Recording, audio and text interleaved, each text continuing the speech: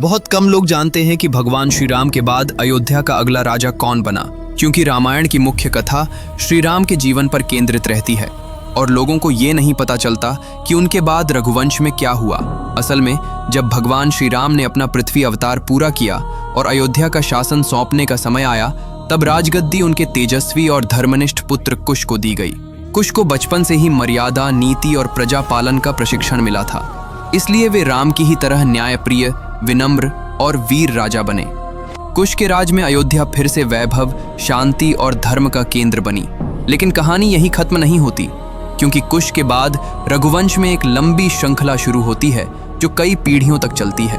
कुश के बाद क्रमशः अतिथि, निषद, नल, नभि, पुंडरीक, क्षेत्रधृति, विचक्षण, हिरण्यनाभ, पुंश, ध्रुवसंधि, सुधन्वा और सुचेता जैसे पराक्रमी, विद्वान और धर्मप्रिय राजा हुए, जिन्होंने अयोध्या की गौरव गाथा को जारी रखा। इन राजाओं में हिरण्यनाभ विशेष रूप से प्रसिद्ध हैं, क्योंकि वे सांख्य योग के महान आचार्य माने जाते हैं और उनके समय में अयोध्या ज्ञान, धर्म और तपस्या का केंद्र बन गई थी। रघुवंश की ये श्रृंखला केवल कुछ पीढ़ियों तक सीमित नहीं रही, बल्कि लगभग 60 से 70 पीढ़ियों तक चली, जिससे ये सिद्ध होता है कि श्री राम का वंश त्रेता युग से लेकर द्वापर के अंतिम चरण तक जीवित रहा।